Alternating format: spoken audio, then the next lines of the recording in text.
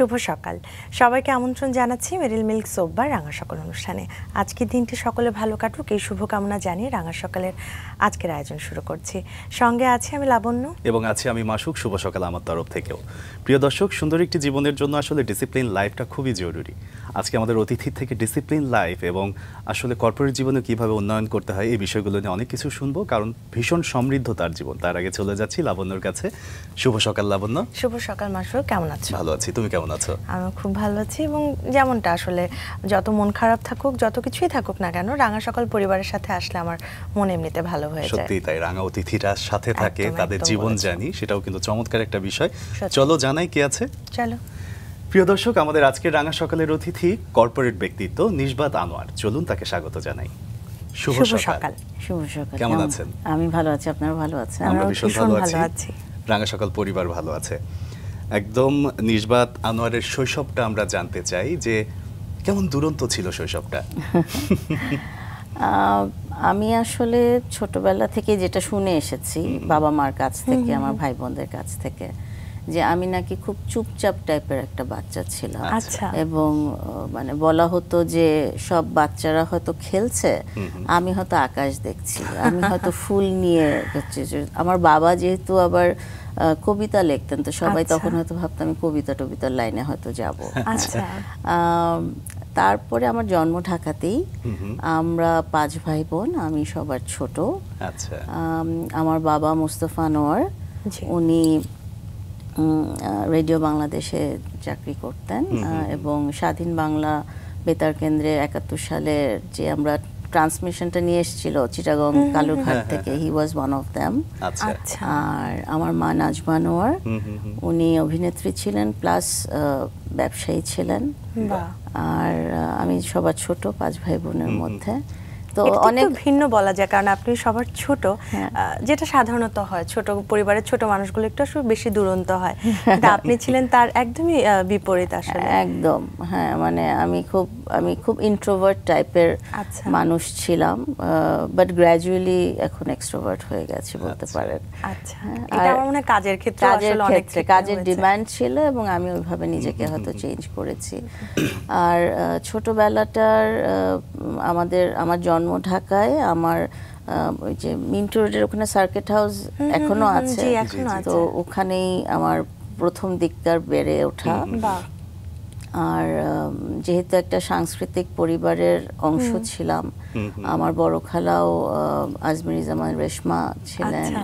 So মানে খুব একটা সাংস্কৃতিক পরিবারে বেড়ে ওঠার অনেক সুবিধা আছে। মন মানসিকতাটা অনেক মনে হয় বড় হয়, জীবনের প্রতি দৃষ্টিভঙ্গিটা একটু অন্যরকম হয়। বাসায় সব সময় সাহিত্য, নাট্যচর্চা, রাজনীতি, আড্ডা বসছে। আমার মা গানও গেতেন, আমার বড় বোন গান গেতেন, আমার ভাই গিটার, তবলা, এগুলোর ভিতর দিয়ে বেড়ে ওঠা। আর পড়াশোনা তো আছেই। আচ্ছা, পড়াশোনার গল্প তো অবশ্যই শুনবো। আজকে কোনো গল্পই আসলে বাদ যাবে না ম্যাম। আপনার শৈশবে আসলে বাবা মার সাথে সম্পর্কগুলো শুনতে চাইবে, এবং আপনার বাবার অনেক বড় একটি পরিচয় হচ্ছেন, উনি বাংলাদেশের সূর্য সন্তান, একজন মুক্তিযোদ্ধাও ছিলেন। ওনার আর কি কি গুণ আসলে আপনি আপনার চোখে দেখেছেন শৈশবে? আমি ওনার কাছ থেকে যেটা এখন মনে হয় যেটা নিয়েছি, হয়তো কনসিয়াসলি নেইনি, বাট আমাকে অনেকে বলে যে বাবার অনেক কিছু নাকি আমার ভেতরে দেখা যায়। আমার বাবাও খুব চুপচাপ প্রকৃতির একজন মানুষ ছিলেন, নিজের মতো করে থাকতেন, এবং ওনার চিন্তা শক্তি, মানে ওনার দূরদৃষ্টিটা অনেক খুব ভালো ছিল। মানে উনি সব কিছু নিয়ে খুব গভীরভাবে চিন্তা করতেন। আর মানে উনি বাসায় আছেন, কোনো সারা শব্দ নেই, কিন্তু ওনার প্রেজেন্স আছে। হ্যাঁ, আর আমার বাবা মা সম্পর্কটা খুব মজার ছিল, যে আমার মা যেহেতু খুব অ্যাক্টিভ একজন মহিলা ছিলেন, ওনার একটা ব্যবসা প্রতিষ্ঠান চালাতেন, একটা অ্যাড এজেন্সি ছিল ওনার, নাটক করতেন। তখন উনি তো মঞ্চ নাটকের সাথে প্রথম দিকে জড়িত ছিলেন, এবং মঞ্চ নাটক আপনারা জানেন যে এটা কিন্তু অসম্ভব ডিমান্ডিং একটা কাজ। প্রতিদিন সন্ধ্যার সময় রিহার্সাল থাকতো, আমরাও যেতাম রিহার্সালে। সো ওই নাট্যাঙ্গনের একটা আলাদা মজা আমরাও পেয়েছি ছোটবেলায়। তো আমার বাবা মা সম্পর্কটা ছিল, তো মা একটু অ্যাক্টিভ, মা একটু এক্সট্রোভার্ট টাইপের, বাবা একটু চুপচাপ। আমার ছোটবেলায় যদি একটা মানে বলেন বাবা মার কোনো স্মৃতি যেটা আমার চোখে সবসময় ভাসে, যে সকালবেলা উঠলেই বাবা মানে যে মর্নিং ওয়াকে চলে যেতেন, আসতেন, তারপরে বিবিসি, রেডিওতে বিবিসি চলতো, পুরো পুরো বাসা শুনতো বিবিসির আওয়াজ। বাবা গোসল টোসল করে, মা হয়তো নাস্তা টাস্তা রেডি করে দিত, খাওয়া দাওয়া হতো। এবং খবরের কাগজ তো একটা মেইন একটা জিনিস ছিল। মা খবরের কাগজটা পড়ে পড়ে শোনাতো, বাবা শুনতেন, এবং তারপরে ওটার মধ্যে তাদের ডিসকাশন হতো। চমৎকার একটি পারিবারিক আবহ। আমরা এই গল্পগুলো আসলে আরো বিস্তারিত জানবো আপনার কাছে ম্যাম। তার আগে আপনার সম্পর্কে কিছু তথ্য আছে দর্শককে জানাই। দর্শক, নিসবাত আনোয়ার একজন অভিজ্ঞ মানব সম্পদ বিশেষজ্ঞ, যিনি দীর্ঘ 2 দশকের বেশি সময় ধরে কর্পোরেট খাতে নেতৃত্ব দিচ্ছেন। বর্তমানে তিনি রেনাটা পিএলসিতে হেড অফ HR হিসেবে কর্মরত, যেখানে তিনি 13,000-এরও বেশি কর্মীর উন্নয়ন এবং ব্যবস্থাপনার নেতৃত্ব দিচ্ছেন। তার হাতে গড়া কৌশলগত উদ্যোগ প্রতিষ্ঠানটিকে শুধু কর্মী উন্নয়নের দিকেই নয়, বরং জ্ঞানভিত্তিক সংস্কৃতি গড়ে তোলার ক্ষেত্রেও বিশেষভাবে এগিয়ে নিয়েছেন। ব্র্যাকের আড়ং এবং আয়েশা আবেদ ফাউন্ডেশনের DAGM HR হিসেবে দায়িত্ব পালনকালে তিনি কর্মীদের প্রশিক্ষণ এবং সাংগঠনিক দক্ষতা বৃদ্ধিতে কাজ করেছেন। কর্মজীবনে তিনি জেনেসিস টেকনোলজি গ্রুপের অ্যাসিস্ট্যান্ট ম্যানেজার, পারফেক্ট সলিউশনের উপদেষ্টা পদে দায়িত্ব পালন করেন। SHRM, SCV সার্টিফিকেশন সহ একাধিক আন্তর্জাতিক প্রশিক্ষণ এবং পেশাদারিত্বকে দিয়েছেন ভিন্নমাত্রা। পরিবর্তনের দূত, কোচ এবং মেন্টর হিসেবে তিনি সবসময় কর্মীদের দক্ষতা বিকাশ এবং প্রতিষ্ঠানের লক্ষ্য অর্জনে সেতুবন্ধন তৈরি করেছেন। একই সঙ্গে তিনি কমিউনিকেশন এবং স্কিল ডেভেলপমেন্ট বিভাগের নেতৃত্ব দিয়ে প্রতিষ্ঠানটিকে দেশীয় এবং বৈশ্বিক পর্যায়ে ব্র্যান্ডিংয়ের নতুন উচ্চতায় নিয়ে গেছেন। নিসবাত আনোয়ারের কর্মদক্ষতা প্রতিষ্ঠানটিকে শুধু মানব সম্পদ ব্যবস্থাপনায় নয়, সামগ্রিক ব্যবসা বৃদ্ধিতেও অনন্য ভূমিকা রাখছে। তার সম্পর্কে জানছিলাম, আবারও ফিরে যাচ্ছি তার কাছেই। অনেক কিছু আসলে আপনার বিষয়ে বলার বা জানার আছে, এই বিষয়গুলো আসলে দর্শকদেরকেও আমরা জানাতে চাই আপনার মুখ থেকে। তাও আপনি বলছিলেন যে ভীষণ সাংস্কৃতিক একটা পরিমণ্ডলে, পারিবারিক পরিবেশে আপনার বড় হওয়া হয়েছে, এবং আমরা আপনাকে যেটা জেনেছি যে আপনি শুধুমাত্র সাংস্কৃতিক পরিমণ্ডলে সাথে বেড়ে ওঠা নয়, পাশাপাশি অ্যাক্টিভও ছিলেন বেশ কিছু কাজে ছোটবেলায়। আপনি নাচ গান ভীষণ ভালোবাসতেন, একটু সেই সময় নাচ গান ভালোবাসা এবং নাটক ভালোবাসা এই বিষয়গুলো নিয়ে একটু শুনতে চাই। আচ্ছা, গানের চেষ্টা করানো হয়েছিল, সত্যি কথা, বাট গলা দিয়ে কিছু বের হয়নি। হ্যাঁ, নাচের শখ ছিল। স্কুলে আমি সবসময় যদি বলেন যে স্কুল জীবনটায় কীরকম ছিলাম, তখন দুরন্ত পানা না, বাট খেলাধুলায় অংশগ্রহণ করতাম। এবং বাট আমাকে সবসময় এই যে কালচারাল যত অ্যাক্টিভিটিস, তখন তো ওই যে বছরের একটা বার্ষিক একটা প্রোগ্রাম হবে, মাঝে মাঝে অন্য প্রোগ্রাম হয়, ওখানে দেখা যেত যে ছোটবেলা থেকে কোনো না কোনোভাবে আমি নেতৃত্বের দায়িত্ব পেয়ে যেতাম। সো ওখানে বিভিন্ন ধরনের কাজে অংশগ্রহণ করতাম কালচারাল প্রোগ্রামগুলোতে। এবং আমার পড়াশোনায় আমি মোটামুটি ভালোই ছিলাম। স্কুল কোথায় ছিল? স্কুল ছিল মগবাজার গার্লস হাই স্কুল, এটা বেলি রোডে। বেলি রোডে। সো ওখানে আমার একদম ছোটবেলা নার্সারি থেকে ম্যাট্রিক পর্যন্ত আমি ওখানেই পড়াশোনা করেছি। আমাকে জানি না কেন সামহাও আমার সব টিচাররা আমাকে প্রচণ্ড ভালোবাসতেন, প্রচণ্ড ভালোবাসতেন। আমি এখন ওনাদের শ্রদ্ধা ভরে স্মরণ করি, কারণ ওনারাই কারিগর ছিলেন আমার বাসার পরে, ওনারা আমাকে গড়ে তুলেছেন। তো আমি ক্লাসের ক্যাপ্টেন হতাম। তো একটা মজার গল্প যদি বলি, আমার এখনো আমাদের স্কুল জীবনের ফ্রেন্ডদের সাথে আমাদের যোগাযোগ আছে, এবং ফেসবুকের বদলতে বেসিক্যালি হয়েছে যে 20-22 বছর পরে আমরা সবাই একসাথে হয়েছিলাম, এবং এখনো ওটা কন্টিনিউ করছে। তো এখনো অনেকে আমাকে ক্যাপ্টেনই ডাকে। হ্যাঁ, ক্যাপ্টেনই ডাকে। এবং আমার বাচ্চাদের সামনে যখন আসে তখন এমন এমন সব গল্প বলে যে তুমি তো টিচারদের ফেভারিট ছিলা, আমরা কোনো কথা বলতে পারতাম না, কথা বললেই নাম লিখতো তুমি ইয়েতে। হ্যাঁ, সো ওদের কাছে হলো কড়া নিসবাত।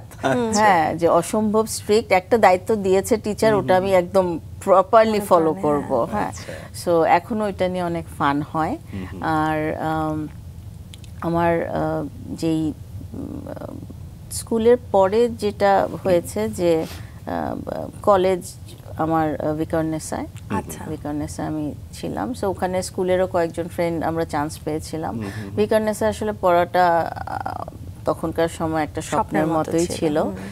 So we got the chance, এবং ওই 2 বছরও খুব মজার একটা কোন সময়। বিভাগে পড়াশোনা করলেন? আমি কমার্সে পড়াশোনা করেছিলাম, এবং আমার যতদূর মনে আছে ওই সময় আইদার আমরা ফার্স্ট অথবা সেকেন্ড ব্যাচ ভিকারনেসের ইন্টারে কমার্সে, ওনারা তখনই শুরু করলো। আমার ইয়েতেও আমার ম্যাট্রিকেও আমি আর্টস গ্রুপেই ছিলাম, বাট তখন আমার বুক কিপিংটা ছিল, তো সামহাও হিসাব বিজ্ঞানটার প্রতি একটা বোধহয় ভালো লাগা কাজ করতো। এবং কলেজেও দেখা গেল সেম, যে টিচারদের সাথে একটা ভালো সম্পর্ক তৈরি হয়ে গেল। তো সামহাও কি করতাম জানি না, বাট হয়তো দৃষ্টি আকর্ষণ কোনোভাবে করে ফেলতাম। অবশ্যই এটাও আমার মনে হয় একটা চমৎকার দিক বলবো, কারণ হচ্ছে হয়তো আপনি আপনার পড়াশোনার মধ্য দিয়ে বা নিশ্চয়ই আপনার এমন ভালো গুণ ছিল দেখে শিক্ষকরা তখন থেকেই পছন্দ করত। তো একটু যদি জানতে চাই, ওই সময়টায় একটা সাংস্কৃতিক পরিবেশে আসলে বড় হয়ে ওঠা, পড়াশোনাও খুব ভালো করছেন বলতে পারি একরকম ভাবে, স্বপ্ন তো দেখে ফেলে আমরা আসলে ছোটবেলায় যে বড় হয়ে কি হব। তখন কি আসলে মনস্থির করতে পারছিলেন যে আপনি বড় হয়ে কি হবেন, বা পরিবার থেকে চাইছিল কিনা যে আমার এই মেয়েটা বড় হয়ে এই বিষয়ে হোক? আমরা এমন একটা পরিবারে বেড়ে উঠেছি যেখানে কিন্তু আমাদেরকে কখনো চাপিয়ে দেওয়া হয়নি। আমাদের বলা হয়নি যে তোমাকে যেটা হয় ডক্টর, ইঞ্জিনিয়ার এগুলো হতেই হবে, কমন কিছু চাওয়া থাকে। আমাদের বাবা মার একটাই চাওয়া ছিল যে তোমাদের পড়াশোনাটা ঠিক রাখতে হবে, অ্যাটলিস্ট মাস্টার্স পাস করতে হবে। আচ্ছা, সেইটা ছিল তাদের চাওয়া। এবং আপনার আগের যে একটা কোয়েশ্চেন ছিল, আমি ওই অ্যান্সারটা স্কিপ করে গেছি, যে নাট্যাঙ্গনে বা নাটকের সাথে জড়িত। সো আমার ছোটবেলা থেকে মাকে দেখে, এবং যেহেতু যেতাম রেগুলার রিহার্সেলে যেতাম নাটক গ্রুপের সাথে, তখন তো পুরো দেশে নাটক করে বেড়ানো হতো। ওইসব মানে দেশ জমজমাট সময় অনেক ঘুরে বেড়ানো হয়েছে। তো আমার খুব শখ ছিল, বলতে পারেন এখনো শখ, মানে একটা মানে একটা স্বপ্ন যেটা এখনো বাস্তব হয়নি বলতে পারেন। আমার খুব শখ ছিল আমি মঞ্চ নাটকে, মানে আমি নাট্যকর্মী হব। এইটা আমার খুব, মাকে দেখে, আমার বোনও, মেঝো বোনও নাটকের সাথে জড়িত ছিল।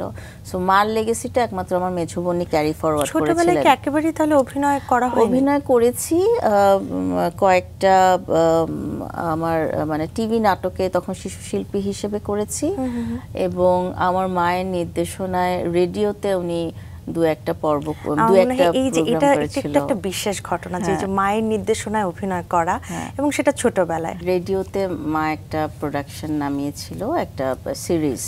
সো ওখানে আমাকে একটা মা অডিশনের মতো নিল, এবং যেহেতু জানতো আমার মার ওই যে কড়া নির্দেশ ছিল যে পড়াশোনা শেষ না করে আমি তোমাকে কোথাও মঞ্চ নাটকে নিব না, বাট ওটা যেহেতু কম সময় লাগবে, তো নির্দেশনা শুরু করলাম। এবং তখন আমার মনে হয় তখন আমি স্কুলে পড়ি, হয়তো ম্যাট্রিক দিয়েছি এই সময়, ম্যাট্রিক আর ইন্টারের মাঝামাঝি কোনো একটা সময়।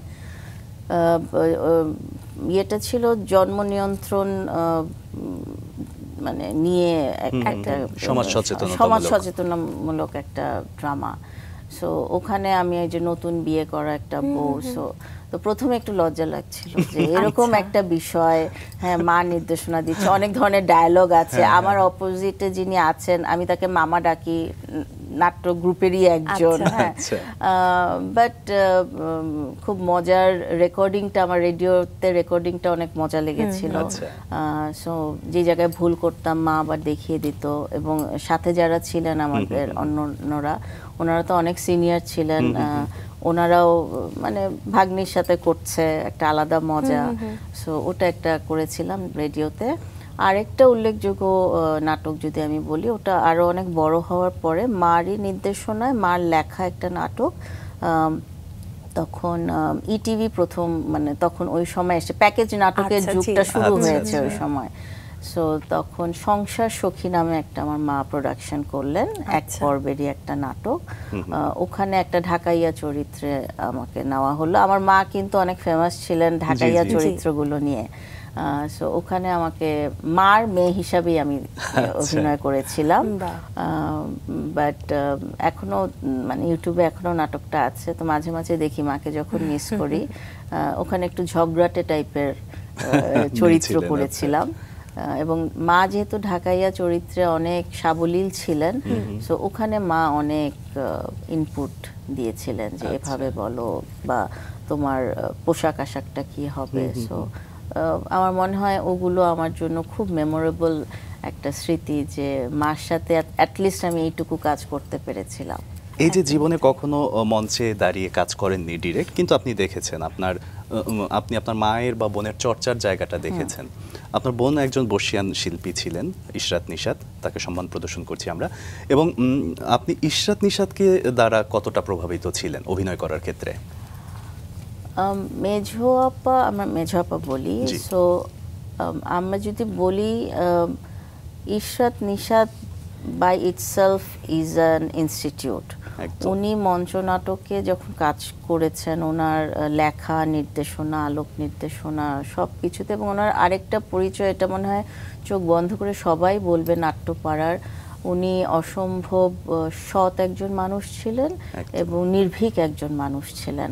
সো আমি বলবো ওই জিনিসটা ফ্যামিলি থেকেও এসছে। আমাদের ছোটবেলা থেকে আমাদের বাবা মা ওটাই বলেছে যে টাকা পয়সার জন্য মানে লেলিয়ে থাকবে না, তোমরা মানুষ ঠিক মতো হও, কাজ ঠিক মতো করো, তাহলে দেখবে যে whatever you want it will কাম।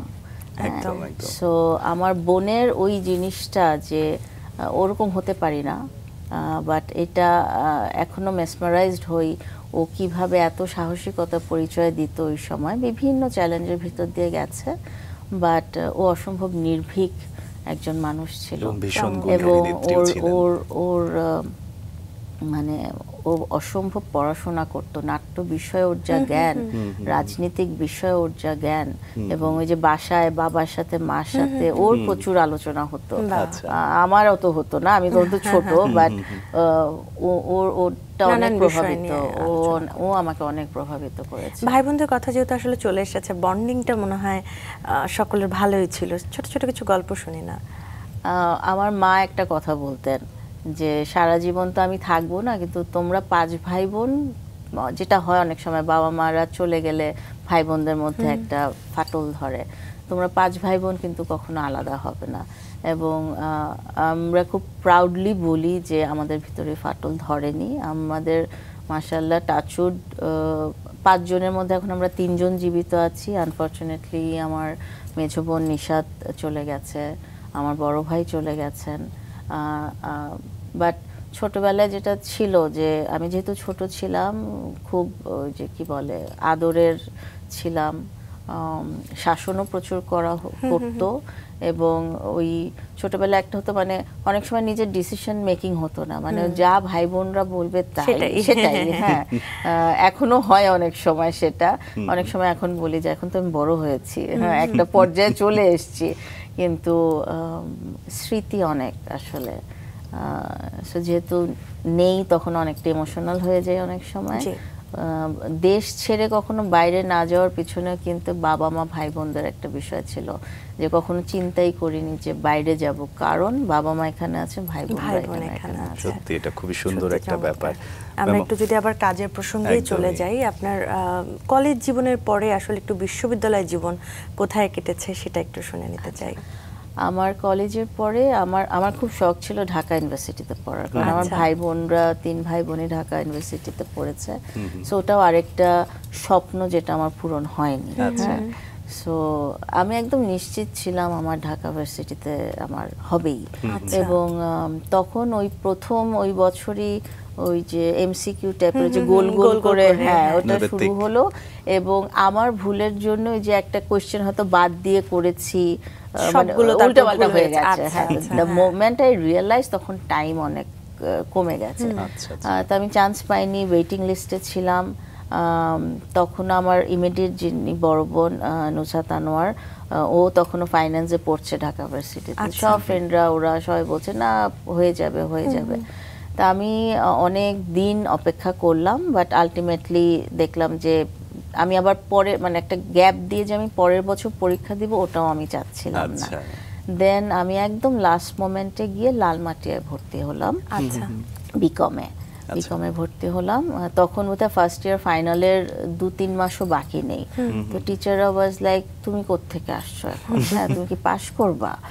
তখন ওই যে আমার একটা ইয়ে আছে যে আমি একটাতে যেটাতে ধরবো আমি ওটাতে মানে চেষ্টা করব 100% দেওয়ার, একদম ফোকাস থাকেন সব সময়। ফোকাস থাকে। এবং পরবর্তীতে আমি ওটা পাশ করলাম, আমি মনে হয় ফার্স্ট ক্লাস হয়তো কিছু নাম্বারের জন্য আলটিমেটলি মিস করেছিলাম ডিগ্রিতে। আর তারপরে আসলে আমি চেয়েছিলাম ওই ছোটবেলা থেকে মাকে যেহেতু দেখেছি কাজের ভিতরে থাকতে, উনি আমার একটা রোল মডেল, সবারই হয় বাবা মার ভিতর থেকে রোল মডেল, বাট আমার কাছে আমার মা একজন রোল মডেল হয়ে গিয়েছিলেন। এবং একটা ছিল যে আমি কর্পোরেটে কাজ করব, আমি বসে থাকবো না। আচ্ছা, সো ওখানে এটা কি মায়ের পছন্দ ছিল নাকি আপনার পছন্দই ছিল? না, ওই যে বললাম মা বাবার তো কোনো ইয়ে ছিল না, ওইভাবে চাপটা দিত না, আপনি বলেছেন। সো মানে আমি কমার্স নিব না সায়েন্স নিব না আর্টস নিব এগুলো তো তুমি দেখো তোমার যেটা পছন্দ তুমি একদম যেভাবে, পূর্ণ স্বাধীনতার পূর্ণ জায়গাটা ছিল। স্বাধীনতাটা ছিল।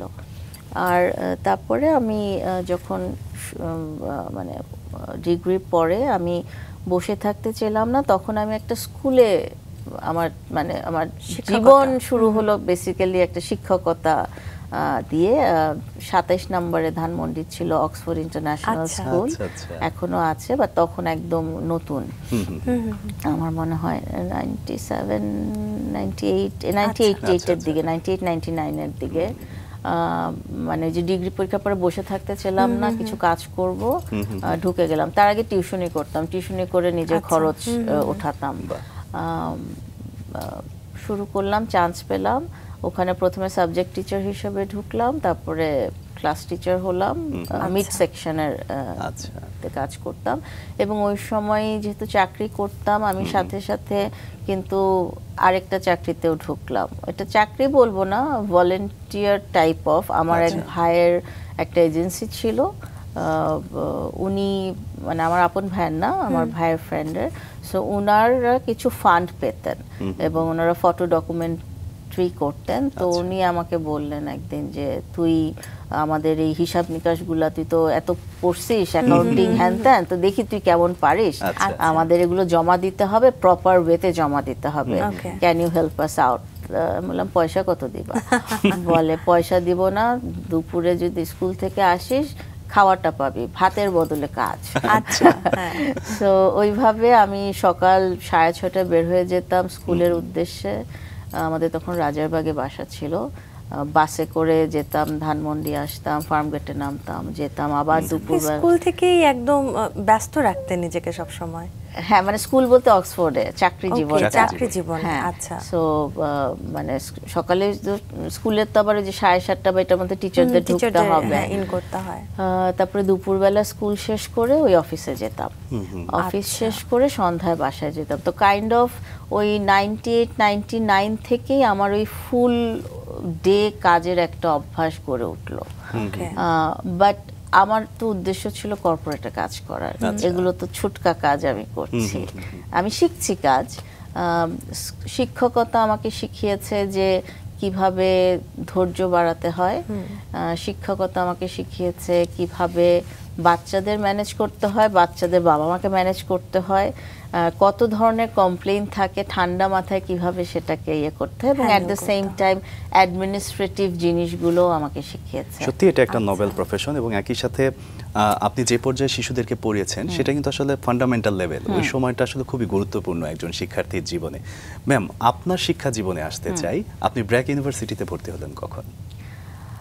আচ্ছা, এই সময়ের মধ্যে আমি মাস্টার্সটা কমপ্লিট করে ফেলেছিলাম। মাস্টার্স কোথায় করলেন? মাস্টার্সে তখন আমি যেহেতু চাকরি করছি দুই ইয়েতে, আমি ন্যাশনাল ইউনিভার্সিটি থেকে প্রাইভেটে করে নিলাম। আচ্ছা, কারণ যে মার কথা মাস্টার্স করতেই হবে, হ্যাঁ। সো এর মধ্যে আমি মাস্টার্সটা কমপ্লিট করে ফেললাম। আর আমি তখন ওই স্কুলে পড়ানো অবস্থাতেই আর এই চাকরি, হ্যাঁ, এটার মধ্যে করে ফেললাম। এবং আমার আপনার কোয়েশ্চেনটা আমি একটু পরে আসছি। আমার আমার যেহেতু যে কর্পোরেটে কাজ করব, কর্পোরেটে কি কাজ করব I didn't have any idea. Okay I only knew I need to work in corporate, মানে if আচ্ছা। you want to know যে আমার গোল কি ছিল, আমি কর্পোরেটে কাজ করব, আর কিচ্ছু না। এটা কি কাউকে দেখে বা কিভাবে হঠাৎ করে এই আমি চিন্তাটা ব্যবসা করতে চাই নাই। আচ্ছা হ্যাঁ, আমার মনে হয়েছে চাকরি করব, মাস শেষে টাকা আসবে, ওই ব্যবসা করার বোধহয় আমার ভিতরে নাই, এটা হয়তো ছিল। আর বাবা যেহেতু চাকরিজীবী ছিলেন, মা ব্যবসায়ী ছিলেন, দুটোই দেখেছি। ব্যবসা করতে গেলে অনেক ধরনের টেনশন থাকে, অনেক কিছু হয়, কোনো সময় আসছে কোনো সময় আসছে না, হয়তো ওখান থেকেই আমি একটা সিকিউরড একটা হয়তো আমার ভিতরে কাজ করছিল। তো ওভাবে শুরু, এবং fortunately I got an opportunity, ওই যে জেনেসিস টেকনোলজি গ্রুপ, ওটা আমার ফার্স্ট কর্পোরেট জব। সো আমি স্কুলে থাকাকালীন অবস্থাতে এটার অফার পেলাম, একদম এন্ট্রি লেভেলের একটা জব, একদম এন্ট্রি লেভেলের জব। 8,000 টাকা মাইনা, তখন অনেক। এটা কোন সাল বলতে পারি এটা 2002। আচ্ছা 2002। আর স্কুলে পেতাম 3-4 হাজার টাকা বেতন, স্টুডেন্ট পড়াতাম, আর ওই ভাইয়ের ওখানে পড়াতাম, ওখানে ওই 8-10 হাজার হয়ে যেত। ওকে ওই সময় কিন্তু দ্যাটস আ বিগ অ্যামাউন্ট। তারপরে আমি এইটাতে পেলাম, তো তখন তো আমি ম্যানেজমেন্টে মাস্টার্সটা কমপ্লিট করে ফেলেছি বাই দ্যাট টাইম। ঢুকলাম এন্ট্রি লেভেলে অ্যাডমিনিস্ট্রেশনে। I was very lucky in a way যে আমি আমার ওই চাকরি জীবনের প্রথম থেকে I got an opportunity to work with the top management, আমার এমডির সাথে, সিইওর সাথে, ডিরেক্টর লেভেলের সাথে। সো ওনাদের সাথে কাজ করার গিয়ে না অনেক কিছু শেখা যায়, যেটা হয়তো মানে আই ওয়াজ ভেরি ফরচুনেট যে আমি একদম প্রথম থেকে ওই জিনিসটা পেয়েছিলাম। সো আমি জেনেসিস টেকনোলজি গ্রুপের একটা ছোট ইউনিটে যোগ দিলাম। ওনাদের 3টা ইউনিট ছিল, ইটস আইসিটি গ্রুপ। ওনারা ডাটা কমিউনিকেশন প্রথম নিয়ে আসলো ওই সময় বাংলাদেশে, এক্সনেট। ওখানে আমি জয়েন করলাম। So I was the only lady in that office. Sales team ছিল, মার্কেটিং টিম ছিল, আইটি টিম ছিল, সবাই ছেলে। এটা কি সেই সময় আসলে সিনারি ছিল যে লেডিরা কর্পোরেট সেক্টরে যাচ্ছিল কম, নাকি ওই অর্গানাইজেশনে মেয়েদেরকে নেওয়া হবে এরকম একটা ছিল? হ্যাঁ। সো তখন কিন্তু এইচআর কি আমি জানি না, এবং যেহেতু আইটি কোম্পানি অনেক অ্যাডভান্স, অনেক কিছু ছিল, এইচআরআইএসটা ছিল, মানে অ্যাডভান্স ছিল অনেক কিছু। আর ওখানকার একটা ঘটনা আমি টার্নিং পয়েন্ট বলবো, যে ওখান থেকে আমার উত্তরণটা হয়েছিল। অনেক কাজ যখন বলা হতো, মিটিং করা হচ্ছে, ডাকা হচ্ছে যে এই কাজটা কে করবে, আমি কাজটা পারি না পারি আমি সবসময় হাত তুলতাম। প্রোঅ্যাক্টিভ ছিলেন। হ্যাঁ, মানে আমার হলে আমি কাজ শিখতে হবে, আমার জানতে হবে, না হলে আমি উঠবো কিভাবে। তখন আমার সমপর্যায়ে যারা ছিলেন বলতো, তুমি এত হাত উঠাও কেন, তুমি করলে তো আমাদেরও করতে হয়। বাট দ্যাট হ্যাজ মানে আমাকে হেল্প করেছে, ম্যানেজমেন্ট আমাকে আইডেন্টিফাই করেছে, এবং ওনারা আমাকে জিজ্ঞেস করেছে তুমি কি এখানেই থাকতে চাও না উঠতে চাও। এবং তারপরে নিজের উপর অনেক ইনভেস্ট করেছি, এইচআরটা কি সেটা জানা শুরু করেছি, বিভিন্ন প্রশিক্ষণের ভিতর দিয়ে গেছি, এবং তারপরে আস্তে আস্তে বিভিন্ন জায়গা থেকে একটা পর্যায়ে গিয়ে আড়ংয়ে আমি যখন জয়েন করলাম, আই থিঙ্ক 2011-তে আড়ংয়ে জয়েন করলাম। আচ্ছা। সো আড়ং ওয়াজ আ টার্নিং পয়েন্ট। ব্র্যাকে পড়াশোনা কি এর মাঝখানে নাকি এর পরে? আরো পরে। সো অলরেডি মানে 12 বছরের গ্যাপ, আমি মাস্টার্স করার পরে 12 বছর পরে আমি এমবিএ করেছি ব্র্যাক ইউনিভার্সিটিতে। তো ব্র্যাকে পড়া মানে আড়ংয়ে কাজ করছি, যদিও আমি সেকেন্ড ম্যান হিসেবে জয়েন করেছিলাম এইচআর এবং ট্রেনিংয়ে, বাট উইদিন 2-3 মান্থস ওনাদের এক্স হেড লিভ করলেন পার্সোনাল রিজনে, তখন আমাকে পুরো দায়িত্বটা দেওয়া হলো। তো আড়ং টার্নিং পয়েন্ট এই হিসাবে যে I got the opportunity to work with Tamara আপা, আবেদ ভাইয়ের সাথে কিছু কাজ করার, এবং ব্র্যাকের যে ভ্যালু সিস্টেম এবং আমি আমার বাসা থেকে যে ভ্যালু সিস্টেমটা পেয়েছি, দুটো একদম মিশে আমাকে একটা অন্য মানুষে রূপান্তরিত করলো আমার মনে হয়েছে। এবং এত ভাস্ট ব্র্যাকের কাজের ধরন, আমার আর্টিসানদের সাথে কাজ করতে হয়েছে, আমার স্টাফদের সাথে কাজ করতে হয়েছে। So it was a amazing experience, এবং ওই যে মানে যে আবার একজন সিনিয়র লিডার তামার আপার কাছ থেকে অনেক কিছু শিখতে পেরেছি, অনেক খুঁটিনাটি ওনার কাছ থেকে আমি শিখেছি।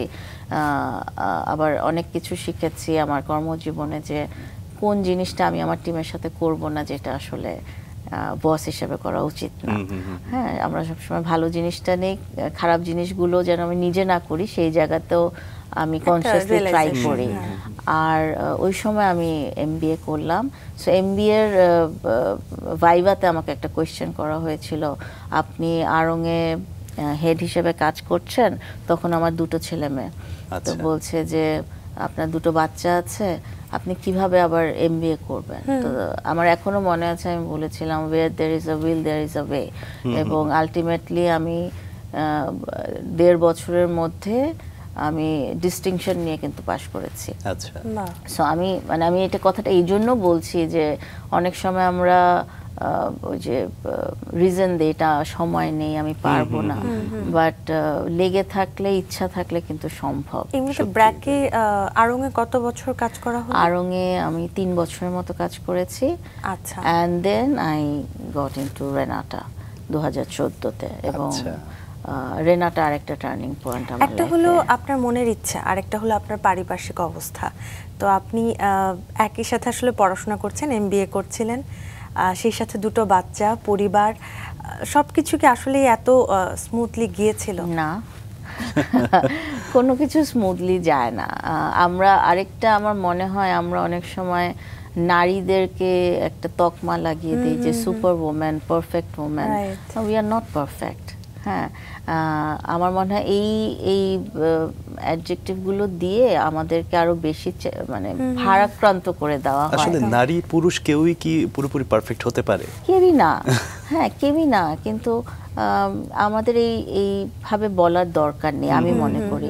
কারো একটা পুরুষেরও যেমন বিভিন্ন ধরনের চ্যালেঞ্জ থাকে, একজন নারীরও থাকে। But unfortunately it's not only about Bangladesh, globally এখনো আমরা একটা পিতৃতান্ত্রিক সমাজ ব্যবস্থায় আছি, বাংলাদেশে আরো বেশি আছি। তো কিছু কিছু জব মনেই করে রাখা হয় যে এটা নারীদেরই করতে হবে, নারীদেরই দায়িত্ব। আমরাও ছোটবেলা থেকে কিন্তু আসলে ওভাবেই বড় হয়েছি। আমরাও দেখেছি মা এসব বাইরে কাজ করতো, বাসায় কাজ করতো, অটোমেটিকলি কিন্তু মা আমাদের ভিতরে এসেছে, মা পারছে আমরাও পারবো, রাইট? কিন্তু ওটা অনেক সময় কিন্তু অনেক বেশি এনার্জি নিয়ে নেয়, চিন্তা থেকে একটু দূরেও রাখে। হ্যাঁ, সো এটা সহজ ছিল না। এবং একজন নারী তখনই সফল হয় যদি তার একটা ভিলেজ লাগবে, ভিলেজ সাপোর্ট লাগবে। এটা একা পারবে না, এটা হতে হবে তার পরিবার, তার বাবা মা হতে পারে, তার স্পাউস হতে পারে, তার বাচ্চারা হতে পারে, ভাই বোন, এবং অফিস ফ্রেন্ড। কারণ আমার ধরুন যখন পরীক্ষা থাকবে, বাচ্চাদের হয়তো কিছু থাকছে, তখন I have to have that person to ask যে তুমি দেখতে পারবা কিনা। আমি যেমন ভেরি ব্লেসড, আমার মা ছিলেন না, কিন্তু আমার বড় বোন আমার বাচ্চাদের স্কুলের পরে মানে ওনার কাছেই থাকে এখনো স্টিল। হ্যাঁ, সো আমার কখনো ওই চিন্তাটা আসে নাই যে বাচ্চা কোথায় আছে, কি খাবে না খাবে। সো ওই সাপোর্টটা না থাকলে আসলে এটা সম্ভব হতো না। এটাই একটা ভালো লাগার দিক আমাদের, যে পরিবর্তনটা এসেছে, সবাই আমরা একজনকে সাপোর্ট করছি আসলে, পরিবারের সবাই মোটামুটি বলতে পারি একরকম। তো কাজের প্রসঙ্গে যদি আবার ফিরি, আপনার ব্র্যাকে তাহলে এমবিএ করা হলো, এমবিএর পরে আবার কি আসলে কি ভাবছিলেন, কি করবেন? সো এমবিএ করার পরে আমার ফার্মাসিউটিক্যাল ইন্ডাস্ট্রি আমার তো কাজ করা হয়নি। So Renata was a huge company আমার জন্য। যখন আমি জয়েন করলাম, আমি আগে ইউনিয়ন কখনো ফেস করিনি, রেনাটা ইউনিয়ন আছে। যদিও তখন আমি যখন শুরু করেছি তখন 3,500 লোক রেনাটায়, এখন তো সব মানে কন্ট্রাকচুয়াল ক্যাজুয়াল সব কিছু মিলিয়ে 13,000-এর উপরে লোক আছে আমাদের। তখন আমার একটা জিনিস সবসময় কাজ করতো যে দুনিয়া যত আগাচ্ছে, আমি যদি মনে করি আমি সব জানি, তাহলে আমি কিন্তু আগাতে পারবো না। সো আমার ওই যে লার্নিং অ্যাটিটিউডটা কিন্তু আমার হয়তো সব সময় আছে, এখনো আছে। আমি এরপরে বিভিন্ন ওই সার্টিফিকেশন নিয়ে কাজ করা শুরু করলাম, নিজের জ্ঞান মানে গ্লোবালি কি হচ্ছে যেটা আমার জানা দরকার। আমি এনএলপি একটা প্রোগ্রাম আছে রেনাটে আসার পরে, ওটাতে আমি অংশগ্রহণ করলাম। এটা নিউরো লিঙ্গুইস্টিক প্রোগ্রাম। এটা মানুষের বিহেভিয়ার প্যাটার্ন এগুলো নিয়ে কাজ করে, যেহেতু আমার মানুষ নিয়ে কাজ। I thought this will help me, and so এটা আমি ইন্ডিয়ায় গিয়ে একজন কোচের আন্ডারে করেছি। একজন ইউকের কোচ টিচার ছিলেন, একজন ইন্ডিয়ান টিচার ছিলেন। So that was a big change. Personally আমার অনেক চেঞ্জ এসেছে এই কোর্সটা করার পরে। করছিলেন আসলে অ্যাকাউন্টস থেকে এইচআর থেকে আবার অ্যাকাউন্টসটা আসলে আমি আইসিএমএ তো জয়েন করেছিলাম। আচ্ছা, হ্যাঁ, ফাউন্ডেশন কোর্সও করেছিলাম, বাট ওগুলো যে ওই সময় তখন তো আসলে আমরা জানি না কি করব। বাট আমি এইচআরে মোটামুটি আমি ঢুকে গেছি ওই যে প্রথম জবে যখন এইচআর শব্দটা শুনলাম, কাজ করতে গিয়ে ভালো লাগা শুরু হলো। আমার মনে হয় ওই তখন থেকে আস্তে আস্তে আমার ইন্টারেস্টটা আর এমবিএটা কি আসলে কোনোভাবে আপনার কাজের প্রভাব ফেলেছে বা কাজের ক্ষেত্রে সহযোগিতা করেছে? এমবিএটা কিছু মানে আমি এমবিএটা আসলে তখন করেছিলাম, আমি বুঝতে চাচ্ছিলাম আসলে এমবিএ করলে কি হয়। হ্যাঁ, মানে হাউ ডাজ ইট হেল্প। হ্যাঁ, কারণ আমাদের দেশে আনফরচুনেটলি এখনো ওই ডিগ্রির মূল্যটা অনেক। সো বলতে পারেন ওইটা একটা রিজন ছিল ক্যারিয়ারের উপরে ধাপে যাওয়ার জন্য। অ্যাট দ্য সেম টাইম আমি যেহেতু অন দ্য জব অনেক কিছু শিখেছি, হ্যাঁ, প্রপার গাইডেন্সটা আমি অনেক সময় পাইনি। So I wanted to understand the proper definition and how does it work. So ওটা থেকে আমার এমবিএটা করা। আর তারপরে তো রেনাটে এনএলপি করেছি, আর যে এসএচআরএম যেটা SCP, it's a globally certified একটা সার্টিফিকেশন এইচআরে, খুব কঠিন। বাংলাদেশে আমরাই ফার্স্ট ব্যাচ যেটা আমরা প্রথম কয়েকজন আমরা অ্যাভেল করতে পেরেছিলাম। মানব সম্পদ বিভাগের কাজকে আসলে একটু ভিন্ন অর্থে ব্যাখ্যা করেন বা নিজেকে একটু ভিন্ন জায়গা থেকে দেখেন। সকলে যেখানে দেখে যে এটা শুধু প্রশাসনিক কাজ, কিন্তু আপনি এটাকে বলছেন কৌশলগত। এই জায়গাটা একটু আমরা পরিষ্কার হতে চাই। এইচআর এর রোলটা আসলে আমাদের দেশের এইচআরটার জন্ম বা ব্যাপ্তিটা খুব বেশি দিনের না, গ্লোবালি এখন তো অনেক এগিয়ে গেছে। সো আগে যেসব ছিল, আগে এইচআর মানেই হতো যে অ্যাপয়েন্টমেন্ট লেটার ইস্যু হবে আর ফায়ারিং এর জন্য হায়ার অ্যান্ড ফায়ার, এটাই। বাট এখন কিন্তু ওটা না। এখন আমাদের সারাক্ষণ চিন্তা করতে হয়, how can I improve the process, how can I automate this thing, how can I bring new thing in the company, how can I train my people, how can I develop the culture of the company, knowledge based culture কিভাবে করব, কিভাবে মানুষদেরকে ওনারশিপটা নিতে সাহায্য করবে। So ওই দিক থেকে আমি বলি যে এটা আসলে আর এখন প্রশাসনিকের জায়গায় থেমে নেই। আর আমার রোলের ক্ষেত্রে আমি যেটা দেখেছি, আই এম ভেরি লাকি, আমাদের বোর্ড, আমাদের এমডি, ওনারা খুব মানে মানে হয় না যে অনেক সময় যে কাজ করতে গেলে যে না এটা করতে পারবে না, ওটা করতে পারবে না, ওই বাধাটা নেই। So you can take the ownership, এবং it's not about me.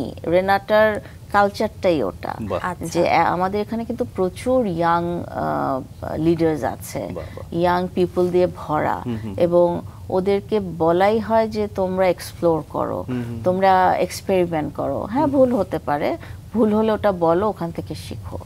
So ওই জায়গাটায় we are blessed that we are working in that kind of culture.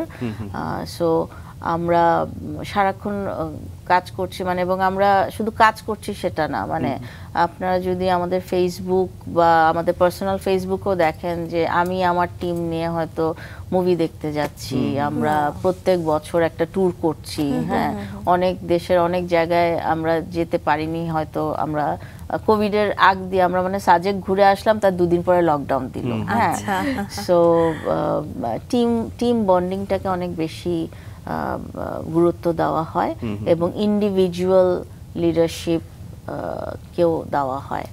গুরুত্বটা। আপনি So, ওই তরুণদের জায়গায় কথা কাজ করছি। বলছিলেন ম্যাম, যে প্রচুর তরুণ এমপ্লয়ি আছে আপনাদের ওখানে, এবং একই সাথে আপনার কাছে জানতে চাইবো যে এই যে তরুণরা আসছে, হয়তোবা তারা একটা কোর্স কমপ্লিট করে তারপরে আসছে, কিন্তু ব্যবহারিক জায়গা থেকে বা প্র্যাকটিক্যাল জায়গা থেকে বিষয়টা, এনভায়রনমেন্টটা কিন্তু একদমই ভিন্ন।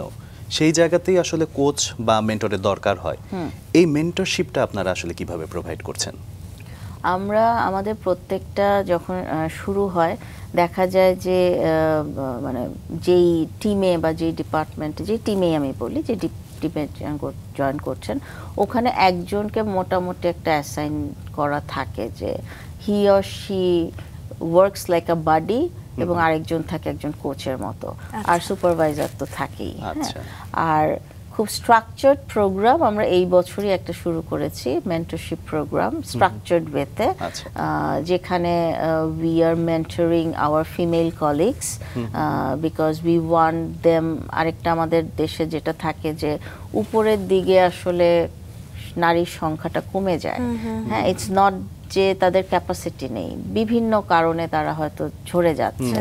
সো আমরা ওই জায়গাটায় কাজ করছি, এবং মেন্টর পুলে কিন্তু শুধু নারী থাকছে না, পুরুষদেরও থাকছে। কারণ আই বিলিভ যে নারীদের অগ্রগামী হতে হলে পুরুষদেরও কিন্তু একই সাথে এগোতে হবে, এবং আমরা ওই জায়গাটায় কাজ করি, সহ একটা অবস্থান নিতে সহ হবে। অবস্থান থেকে কাজ করি। সো আমাদের আমার আন্ডারে এখন একটা কমিউনিকেশন ডিপার্টমেন্ট আছে। সো ওই জায়গা থেকে আমরা বিভিন্ন অ্যাওয়ারনেস গুলো তৈরি করার চেষ্টা করছি। আর কালচার তৈরিটা একদিনে হয় না, ওই এঙ্গেজমেন্টটা করার জন্য আরেকটা টিম কাজ করছে। সো এখন আর ওই মানে বিভিন্ন টিম, মানে এইচআর এর মধ্যে বিভিন্ন ফাংশনে কাজ করছে ছেলেমেয়েরা। ম্যাম, ওমেন্স এম্পাওয়ারশিপ নিয়ে আসলে আমরা সবসময় কথা বলি, এবং আমরা সবাই আসলে সমাজের অগ্রগতির জন্য এটা চাইও। আপনি বলছিলেন যত হায়ার পর্যায়ে যাচ্ছে তখন নারীর সংখ্যা কমে আসছে। একজন এইচআর এমপ্লয়ি হিসেবে বা এইচআর হেড হিসেবে আপনার আসলে এখানে অবজারভেশন কি কারণে নারী আসলে ওই পর্যন্ত যেতে পারছে না যে পর্যন্ত আসলে আমরা আশা করি? দুটো কারণ আমি বলবো। একটা হয় অনেক সময় পারিবারিক এবং সামাজিক কারণ। যখন একটা অনেক সময় বিয়ে হচ্ছে, যখন হয়তো ওই পরিবার পছন্দ করছে না, সেটা একটা হয়। আরেকটা হতে পারে, আমি বলি যে শুধু যে মানে আমি এটা খুব খুব ব্লান্টলি বলি যে মেয়েরাও অনেক সময় সুবিধা নেয় বিং মেয়ে হওয়ার। হ্যাঁ, সো বলি যে আমাকে দিচ্ছে না, কিন্তু ওটা করার জন্য যে তোমাকে এক্সট্রা মাইল যেতে হবে, এক্সট্রা এফোর্টটা দিতে হবে, ওটা অনেক সময় মেয়েরা করে না। So they don't take the challenge, they don't take the responsibility. So it might sound rude to many women, but that's the fact. So ওই জন্য দেখা যায় যার ক্যাপাসিটি, একটা ছেলে এবং মেয়েকে যখন আমি অ্যাসেস করছি, একটা ছেলে যদি 100% দেয়, একটা মেয়েরও 100% দিতে হবে, বাট অনেক সময় হয়তো সে ওটা দিচ্ছে না, দেয় না, তো ওখান থেকে অনেক সময় ঝরে যায় অ্যাসেসমেন্ট। কর্পোরেট জায়গাতে আমার মনে হয় কি ম্যাম, যে এই জায়গাগুলোতে এমন একটা বিষয় কাজ করে, এটাতে আসলে কোনো মার্ক ক্যারি করে না, কিন্তু একটা ইমেজ তৈরি করে যে কতখানি অ্যাক্টিভ থাকা যাচ্ছে, বা মেয়েটা বা ছেলেটা কতখানি অ্যাক্টিভ থাকছে।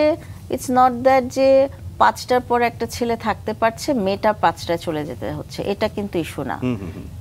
ওটা কিন্তু ইস্যু না, আমি ওটা বলছি না। আমি বলছি মেয়েরা বরং মাচ মোর এফিশিয়েন্ট। ও 5টার মধ্যে ওর কাজ আরো ভালো করে শেষ করে যেতে পারবে। হ্যাঁ, শেষ করে যায়, কারণ তার তো বাসায় যাওয়ার একটা তাড়া আছে। কিন্তু এই 5টার মধ্যে অনেকে আছে যারা হয়তো ওই কাজটুকু শেষ করে না, তো তারাই দেখা যায় যে আসলে আমাকে যখন জিজ্ঞেস করা হয়েছিল আমার আর্লি ক্যারিয়ারে যে তুমি কি উপরে উঠতে চাও কিনা, বা এই কাজটা করতে চাও কিনা, আমি কিন্তু চিন্তা করার জন্য টাইম নেইনি। I said yes. একই কোশ্চেন আমার পর্যায়ের আরেকজনকে যখন করা হয়েছে, she had said no, কারণ তার ওটা চয়েস না।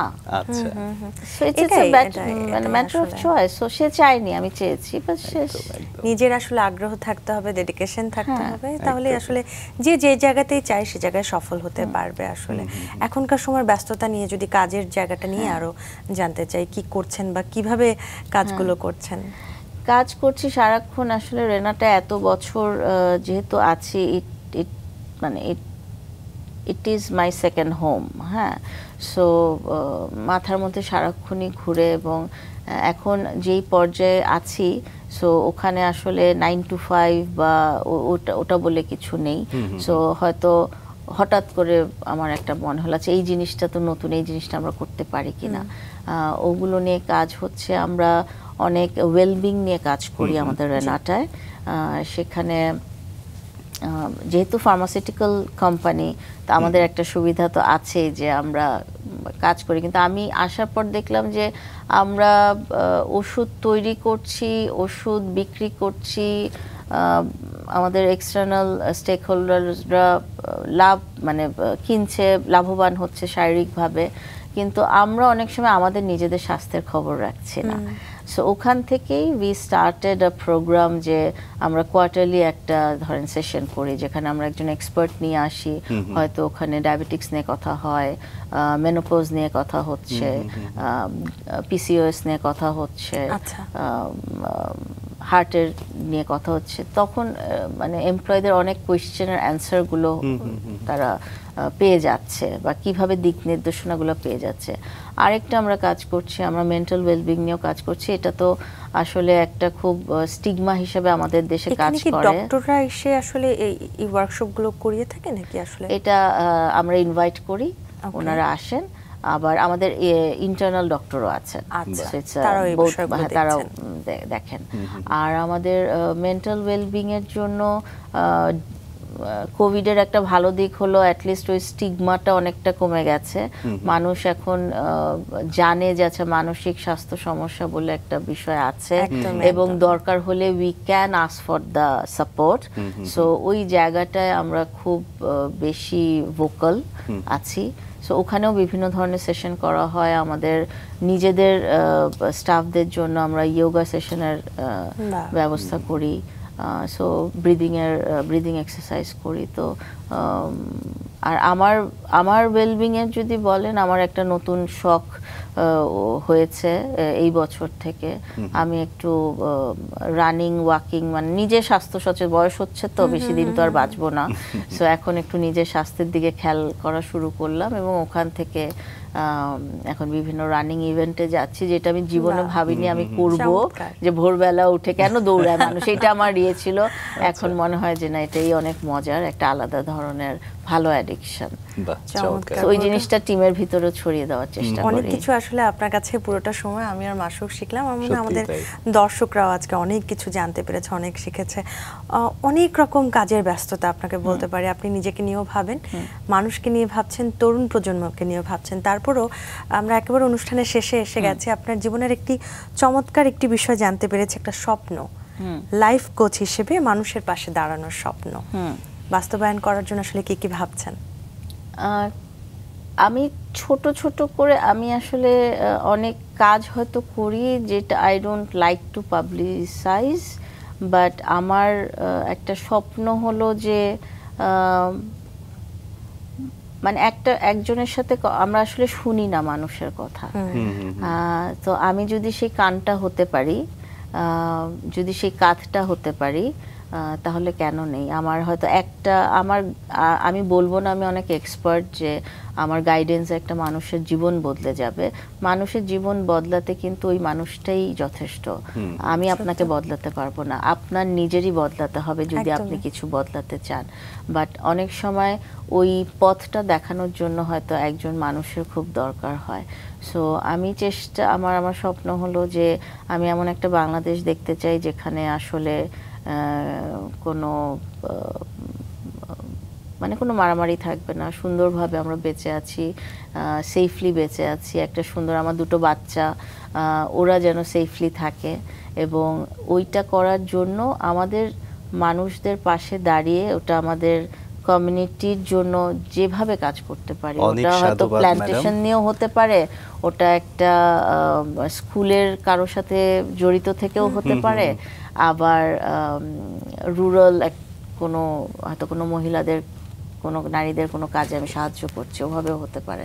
সো এক্স্যাক্ট নেই, বাট ছোট ছোট স্মল স্টেপে হয়তো শুরু করেছি, দেখি কোথায় যায়। অনেক সাধুবাদ আপনাকে ম্যাডাম, এবং আপনার এই সুন্দর চিন্তাগুলো নিয়ে আসলে আপনি সামনে এগিয়ে যান, এটাই আসলে আমাদের রাঙা সকালের পক্ষ থেকে আপনার জন্য শুভেচ্ছা। আমরা যেহেতু চলে এসেছি আজকের আয়োজনের একদমই শেষ পর্যায়ে, যদি রাঙা সকালের দর্শকদেরকে আপনি কিছু বলতে চান। প্রথমে আপনাদের দুজনকে ধন্যবাদ এরকম একটা সুন্দর সকাল উপহার দেওয়ার জন্য এবং নিজের জীবনটাকে একটু পিছন ফিরে দেখানোর জন্য। রাঙা সকালের সকল দর্শকদের ধন্যবাদ। এরকম প্রত্যেকটা ব্যক্তিত্বকে যখন আপনারা নিয়ে আসেন কিছু না কিছু হয়তো আমরা শিখতে পারি। আমি জানি না আজকে আমি কিভাবে কি বলেছি, বাট এখান থেকে যদি আমাদের দর্শকরা কিছু হলেও নিতে পারে তাদের লাইফের ডেভেলপমেন্টের জন্য, that will be more than enough.